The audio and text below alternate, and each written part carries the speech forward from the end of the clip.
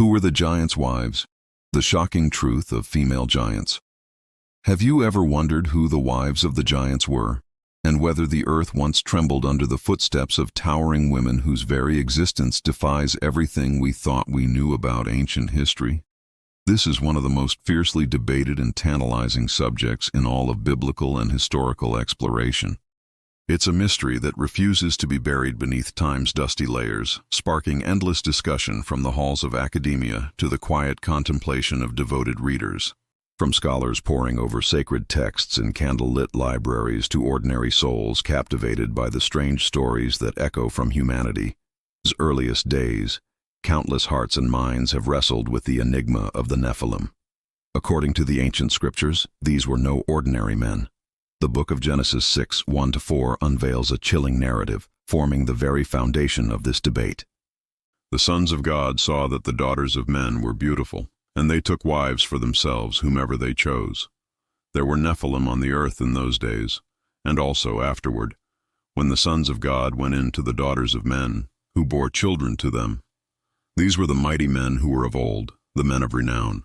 From this forbidden union sprang the Nephilim, giants of fearsome strength and stature, hybrid beings whose presence so corrupted the earth that God's heart was grieved, and a judgment, the great flood, was ultimately decreed.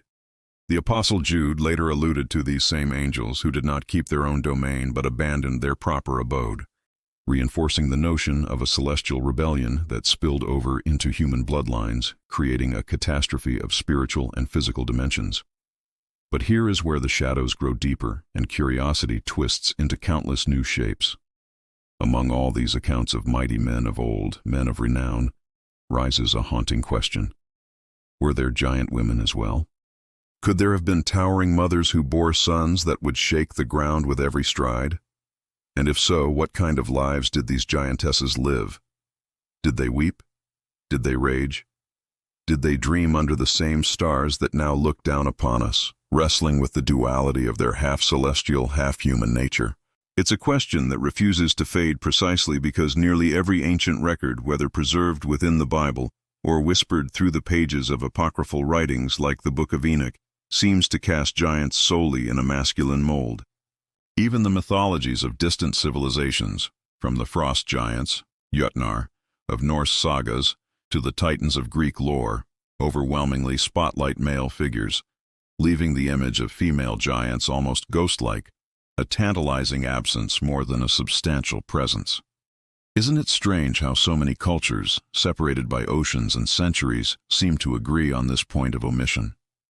And yet, might there have been stories left untold, scrolls lost to fire or decay, or memories too fearsome to pass on?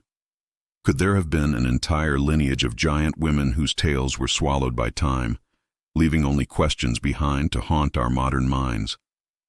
If you lived back then, would you have dared look up into the eyes of a woman twice your height, knowing she carried within her veins the mingled essence of heaven's rebels and earth's frailty? This mystery, whether giantesses ever walked beside their colossal husbands, or if the world's stage was reserved only for towering men, continues to mesmerize both seasoned theologians and wide-eyed seekers of forgotten wonders.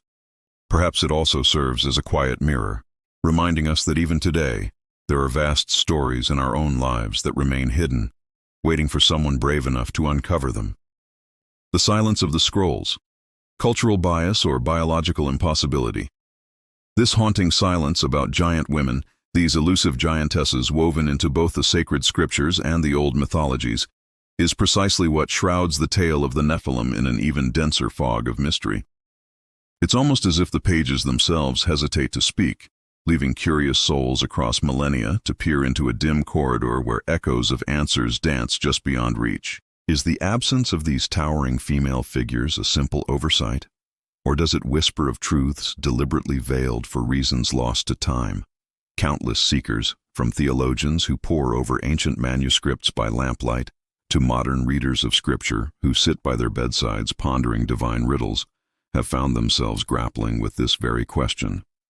Could it be that the lack of mention simply reflects a cultural lens, one that framed its grand narratives around masculine heroes and giants as part of a symbolic tapestry meant to convey power, rebellion, or the corruption of flesh? After all, many ancient societies, especially those in the Near East, from which the Old Testament emerged, so deeply rooted their identities in patriarchal structures that stories of colossal men would naturally overshadow or even completely exclude their female counterparts. Historical accounts, genealogies, and chronicles of warfare were overwhelmingly focused on the deeds and lineage of men. Yet, doesn't this eerie quiet also suggest something possibly more profound? Might it be even unsettling? Could it mean that giantesses never existed at all? That the mingling of the Watchers, sons of God, and the daughters of men only ever produced male monstrosities, embodiments of divine transgression stamped into a masculine form? This theory suggests a genetic or spiritual mechanism where the hybrid nature of the Nephilim resulted in a sex-linked expression of the giant trait, making daughters impossible, or at least non-colossal. Or is there a darker possibility that tales of these immense women were too disturbing, too potent, and thus purposefully erased from collective memory lest they overshadow or distort the theological lessons meant to be drawn from the saga of the Nephilim? Perhaps a female giant, carrying the corrupted bloodline and bearing future generations, represented a level of spiritual pollution that the early scribes felt compelled to downplay or omit entirely. This uncertainty doesn't just leave a gap in history. It stirs an almost electric curiosity. Can you feel it? That pull to lean closer, as if hoping to catch a whisper from some forgotten elder who still remembers what the scrolls no longer say. Even today, in bustling seminary halls and quiet church pews, or in solitary moments when someone traces their finger over the thin pages of Genesis, these questions bloom again. What was truly unleashed upon the earth when the sons of God descended? Was it only mighty men who roamed in arrogance? Or did giant mothers cradle monstrous infants beneath the same stars that watch over us now? Over the centuries, the mystery has given birth to interpretations that sprawl across a vast spectrum. From the cautious voices of conservative scholars who see no need to add to Scripture is silence to the daring imaginations of others who sketch entire bloodlines of giantesses stalking ancient forests and hidden valleys. Each theory, whether anchored in tradition or soaring on speculative wings, is an attempt to pierce the veil draped over that remote and trembling era of humanity. And maybe this enduring enigma does more than just tease our curiosity. Perhaps it also mirrors something deep within us, that part of every human heart that longs to uncover hidden truths, to piece together the fragments of a story we were never meant to fully grasp. After all, isn't it in our nature to chase after mysteries, even those God might have wrapped in shadows for reasons only heaven understands? Theory 1. The Curse of Sterility and the Fading Line. Given the astonishing complexity of this entire subject, it should come as no surprise that we have no absolute answers, no single parchment or fragment of divine speech that conclusively proves whether giantesses once roamed the earth or were merely figments born of human yearning or dread. What we do have are a tapestry of theories and fragile hypotheses, each attempting to illuminate the shadows left behind by ancient narratives and theological speculations that have echoed down through the corridors of time. Isn't it remarkable how thousands of years later, we still stand at the edge of these same questions, hearts pounding with wonder at what might have been? One of the most intriguing approaches to the idea of giantesses traces its roots directly to the foundational story of the Nephilim. Genesis 6 reveals a chilling union. Celestial beings known as the Watchers, angels who fell from their rightful place, mingling with the daughters of men. From this forbidden crossing, giants emerged upon the earth, beings so mighty and so entwined with corruption that God's heart was moved toward judgment. If these first sons were giants, could not their daughters have inherited the same fearsome stature? Could towering mothers have one day rocked their equally immense infants beneath sunrises no human today has ever seen? But then deeper questions bubble up. To truly appreciate the weight of these debates, we have to look closer at the nature of the Nephilim themselves. One of the most widely discussed interpretations among theologians and students of Scripture is that the Nephilim were not merely men of great size, but hybrid beings, living paradoxes born from a union that was never meant to be. This intermingling of species, blending angelic essence with human fragility, might explain their extraordinary physical characteristics. In this light, their colossal stature wasn't simply a metaphor, but a literal expression of their otherworldly lineage. More than that, many who embrace this view also argue that these hybrids possessed astonishing longevity. While ordinary humans of that era often lived staggering spans, consider Methuselah, whose life reached an astounding 969 years, or Noah, who walked the earth for 950.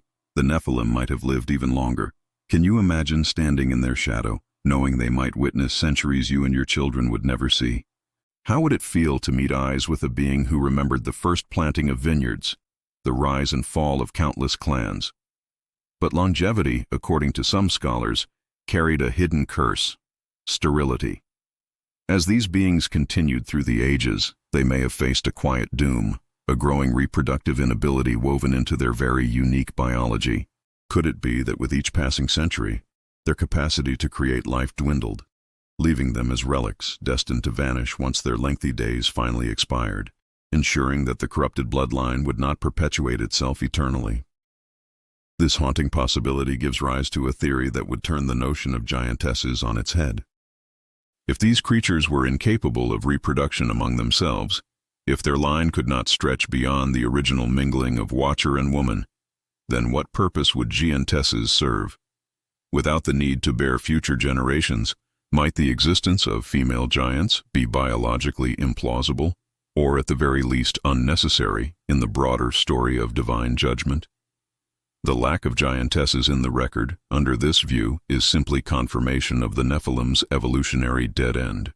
And yet here the greatest divide emerges. Was it a matter of natural impossibility that the giants, hybrid and sterile, simply could not produce daughters to stand beside them? Or have the ancient tales, for reasons lost in culture, fear, or divine design, chosen silence on this topic, allowing giantesses to slip quietly through the cracks of recorded history? Isn't it striking how the very absence of their stories continues to provoke more questions than answers? This labyrinth of speculation still winds its way through academic halls and hushed theological gatherings. Scrolls are turned, passages weighed, and minds set ablaze with possibilities. But in the end, no voice has yet offered a truth solid enough to end the debate. Theory 2.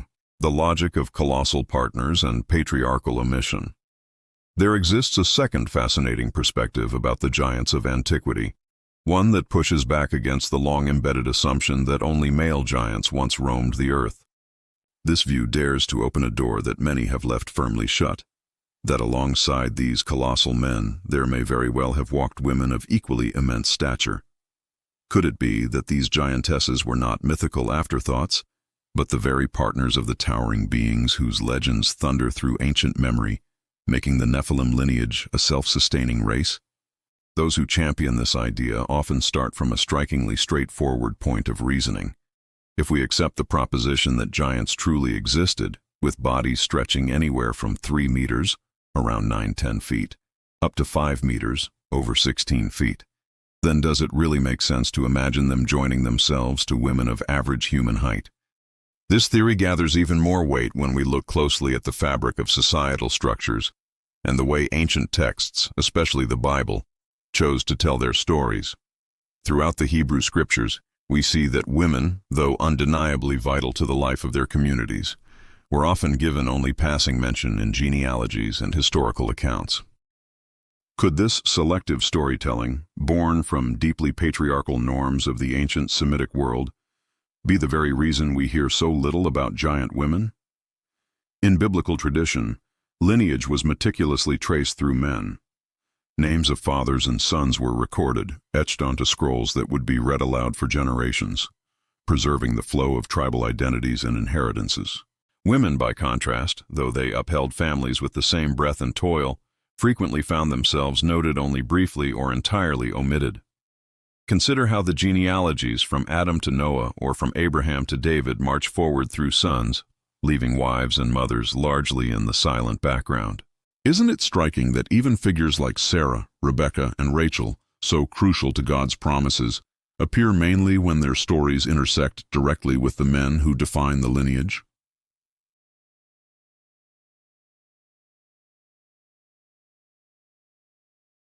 It bled into the grand narratives of triumphs, battles, and judgments, where men's deeds took center stage while women's contributions were often pushed to the dim edges of memory. Could it be then that if giantesses did exist, their absence in the record is not proof of their non-existence, but rather a testament to the cultural lens that wrote history itself? Under this lens, the idea that giants had female partners becomes more than just a matter of anatomical logic. It emerges as a plausible explanation shaped by the very patterns of omission common to the ancient world. After all, if towering men strode across valleys and built domains, would it not stand to reason that they shared their lives and possibly their destinies with towering women? Might there have been matriarchs among these colossal beings whose stories were never inscribed simply because scribes of the time did not deem their legacy central enough to preserve? Imagine, just for a breath, standing among such a people. Would you glimpse, at the edges of a giant settlement, immense women drawing water from rivers, teaching colossal children how to weave or plant, or perhaps even offering counsel to their mighty husbands on matters of rule? Could the legends that filtered down to us, clipped and narrowed by patriarchal priorities, have simply failed to carry these images forward? Thus, when modern scholars revisit the biblical accounts that speak of giants, many lean toward this interpretation, that the silence on giantesses is not a declaration of their non-existence, but rather a reflection of the cultural biases embedded in the sacred texts. The idea that these enormous men had female partners becomes not only a biological probability, but a reminder of how history, sacred or secular, often leaves entire lives in shadow simply because it was men who held the pen. And so the mystery persists, urging us to look deeper, to wonder what stories still lie buried beneath centuries of selective remembrance. Theory 3. Cross-cultural echoes and the Nephilim's perpetuation. Going even further into this provocative perspective, the possibility that giantesses truly walked the earth alongside their towering male counterparts, one finds a theory that feels almost inevitable once laid out. If these women of colossal size did exist, it would paint a far more complete portrait of how the Nephilim lineage might have flourished.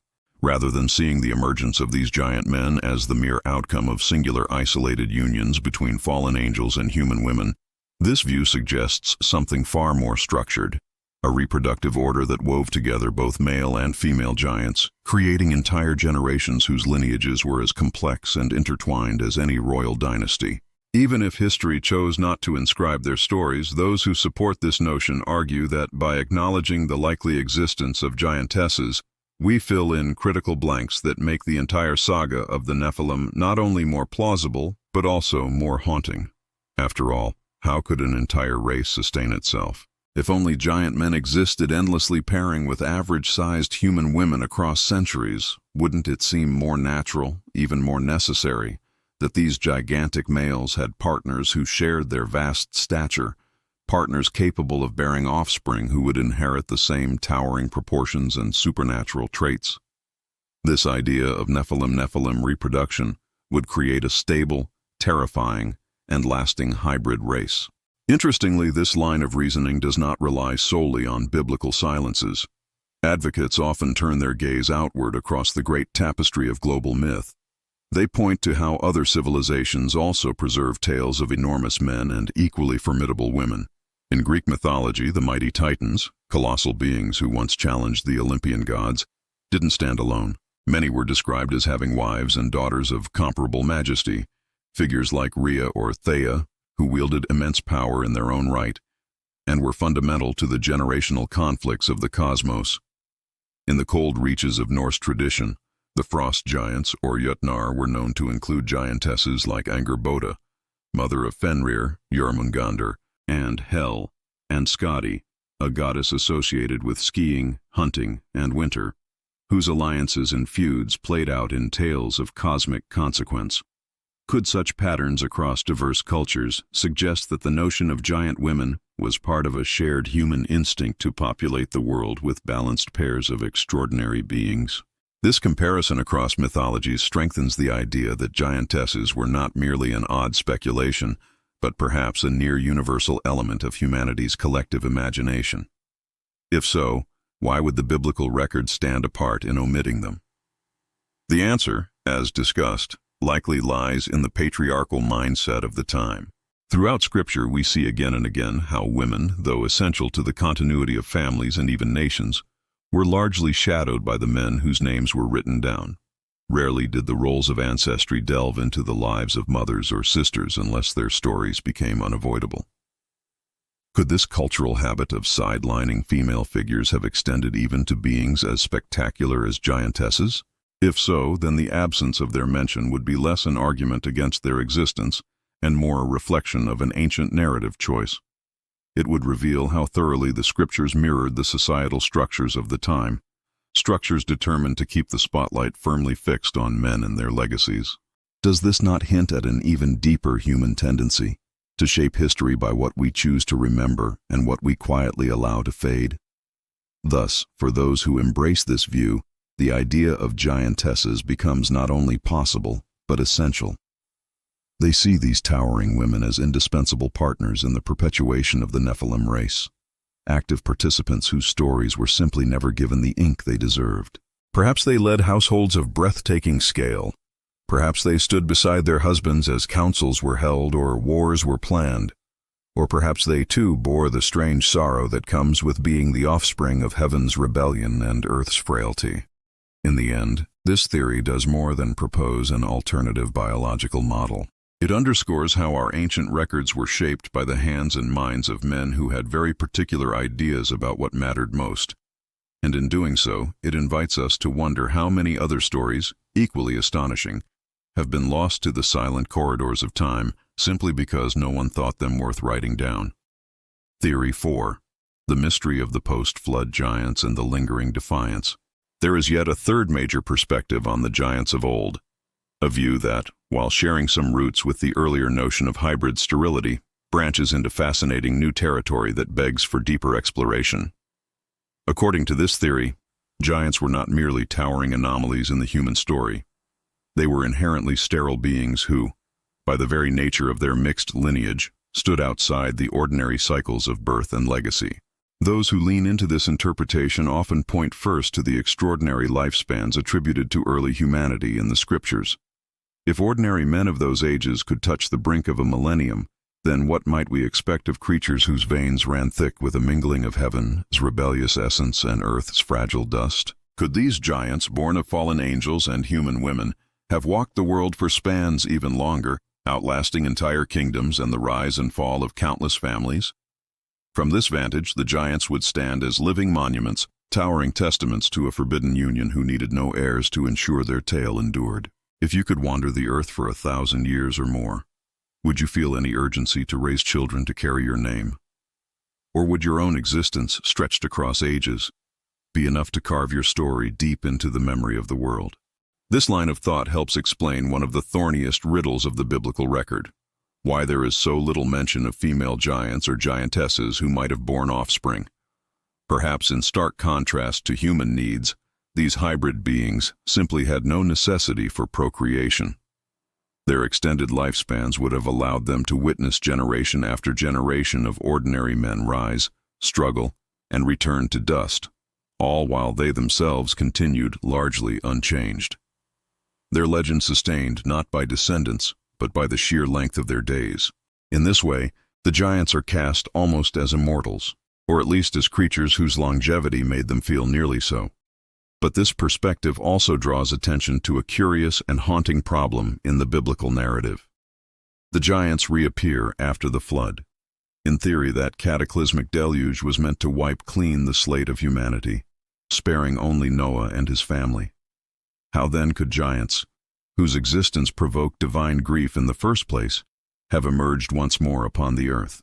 Doesn't that raise unsettling questions about the limits of judgment and the persistence of forbidden bloodlines? Many scholars who hold this view suggest a provocative solution. They propose that the Watchers, the same fallen angels who descended in the days before the flood, returned yet again, seduced once more by the daughters of men. Despite the divine wrath that had already visited the earth, these celestial rebels may have dared to breach the boundaries of heaven and earth a second time, sowing fresh seeds of corruption. Could this explain the presence of formidable figures like the Anakim, the Rephaites, and the Emim, races of giants who haunted the land of Canaan in stories that caused even hardened warriors like those of Moses' time to tremble? The spies sent by Moses reported seeing the Anakim, declaring, And there we saw the Nephilim, the sons of Anak are part of the Nephilim, and we seem to ourselves like grasshoppers, and so we seem to them. Numbers 13:33. This notion finds subtle support in scriptures that hint at the ongoing defiance of these angelic beings. The book of Jude warns of angels who abandoned their proper dwelling. Yet some interpretations leave open the haunting possibility that not all were fully restrained, that breaches continued in ways too mysterious or too terrifying for the human pen to capture in detail. And so, under this theory, the giants did not need sons or daughters to carry on their kind. Their lives stretched so long that they themselves became living chronicles, whispering of a defiance that would not die even beneath the weight of divine floodwaters. In their continued presence after judgment, we glimpse not just an ancient biological curiosity, but perhaps a spiritual lesson as well. That corruption once welcomed may prove staggeringly hard to fully eradicate, and that sometimes the consequences of trespass echo on, not through children, but through unnatural lives that linger far beyond their appointed time. The slow fading, David, Goliath, and the end of an age. Yet, even with this mysterious return of the giants after the flood, even with their renewed tread upon the earth, and the echoes of dread they cast across human hearts, their story did not continue unchecked. Slowly, almost imperceptibly at first, a decline began to take hold. The giants, though still formidable and cloaked in the fear of entire nations, started to appear less frequently across the annals of history. Their mighty figures became rare sights on battlefields, and their dominion over the imaginations of men began to wane. Was it simply the hand of time? Or did the divine will tighten ever more firmly around these remnants of a forbidden union? The scriptures give us glimpses of this gradual fading. In Genesis 14, we find one of the earliest recorded confrontations between humankind and these towering beings. There, an alliance of 5 kings marshaled their armies to wage war against 3 distinct races of giants, the Rephaim, the Zuzim, and the Emim. Can you picture it? The clash of swords and the tremor of the earth beneath the march of thousands of human warriors, daring to lift their spears against beings who once seemed untouchable. And according to the account, the giants fell. The coalition of kings prevailed, striking a blow that would resonate far beyond their own kingdoms. This episode is not merely a footnote in the chronicles of ancient warfare. It is a striking testament to the vulnerability of the giants, that even these towering hybrids could be humbled by determined mortals. This trend did not stop there. As the centuries rolled on, the biblical narrative continues to show the giants not as unconquerable forces, but increasingly as adversaries who could be overcome. Nowhere is this shift more vividly captured than in the beloved yet harrowing story of David and Goliath. In this passage from 1 Samuel 17, the Israelites stand paralyzed by fear as Goliath, a champion of the Philistines towering more than 3 meters, over 9 feet high, issues his daily challenge. The sheer presence of this giant sends seasoned soldiers into retreat. But then, into this tense tableau, steps David, a young shepherd boy whose faith in the living God burns brighter than the fear that grips his compatriots. When David slays Goliath with a single stone, it is not merely a triumph of cleverness over brute force, nor just the personal vindication of a humble shepherd who refused Saul's armor. It is a profound symbol, almost a divine pronouncement, that the age of giants was drawing to a close. Does it not stir something within you? To imagine standing there among the Israelite ranks watching as this colossal warrior crashes to the ground, his fall signaling not just his own end, but the dimming of a race that had once haunted humanity with terror and awe. Goliath's death stands as the culmination of countless skirmishes between mankind and these towering offspring of heaven's rebellion. Though he may have been revered and feared in his time, his story reveals that giants were no longer the indomitable forces they might once have seemed. They could be challenged, they could be brought low, and each defeat pushed their kind a step closer to the margins of history. Is it not compelling to consider that these accounts, from the coalition of kings toppling giant clans to the lone shepherd boy felling the last great champion, together chart the slow, inevitable unraveling of a line that began in celestial defiance? Perhaps it is also a subtle lesson for us today. No matter how mighty or entrenched a power might appear, there comes a moment when courage, conviction, or divine justice rises to meet it. And the giants of our own age, whether literal or symbolic, must eventually bow. The enduring legacy of the giants in myth and memory. Although the towering presence of giants slowly receded from the stage of human history, it is striking, even essential, to recognize that across many ancient cultures, these beings continued to loom large in memory and myth. They were not always cast solely as monstrous threats. In many traditions, giants occupied a place of awe, sometimes even reverence, because they were believed to be the primordial forces that shaped the very world. Can you imagine living in a time when stories of colossal figures were more than bedtime fancies, but deeply woven into the very way your people understood the universe and their fragile place within it? In these mythologies, the giants often transcended the narrow bounds of mere physical might. They were frequently depicted as architects of the earth, beings whose massive labors and powerful bodies carved mountains, dug oceans, and erected the colossal structures that became landmarks. In some Norse myths, the world itself is believed to have been formed from the body of the primordial giant Ymir, a creature so immense that his flesh became the earth his bones, the mountains his blood, the seas, and his skull the heavens. This casts the giants not as a threat to be eradicated, but as the fundamental raw material of creation itself. In various Celtic traditions, ancient stones and massive geological features were sometimes attributed to the handiwork of giants, giving rise to tales of massive men and women who used boulders as toys and rivers as drinking troughs. This tendency to attribute the grand, inexplicable features of nature to a race of giants suggests a profound way in which humanity grappled with its own smallness.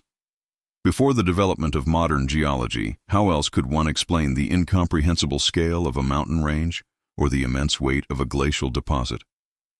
The answer lay in the memory of the giants, a race of beings capable of a scale of action that dwarfed all human effort. Even as the giants disappeared from the battlefields, their legacy persisted as a symbol of primordial power and the distant past. They represented the untamed, often chaotic forces that existed before the establishment of human civilization and divine order. This symbolic role is crucial because it demonstrates that the memory of the giants was a vital tool for ancient peoples to understand not just their history, but their cosmology. For us today, the enduring mystery of the giants and the specific silence surrounding the giantesses serves as a powerful reminder of how complex and multifaceted the ancient world truly was. It challenges us to look beyond the literal text and consider the cultural, biological, and symbolic implications of every passage. The very absence of the female giant story is a story in itself, a testament to patriarchal focus, or perhaps a hint at an intentional spiritual oversight, or even evidence of a biological limitation on a forbidden race. Whether they were simply an anomaly that vanished or a foundational memory that was selectively recorded, the giants and the spectral image of their colossal wives remain one of the most compelling and thought-provoking mysteries handed down through human history. The quest for the giantesses is a quest not just for forgotten facts, but for a fuller, richer understanding of the entire Nephilim saga, a saga that still echoes with the rumble of colossal feet and the unanswered questions of an age lost to the waters of the flood. Would you like to delve into the specific mentions of giant tribes, like the Anakim and Rephaim in the Bible, to find any subtle clues about the presence of women?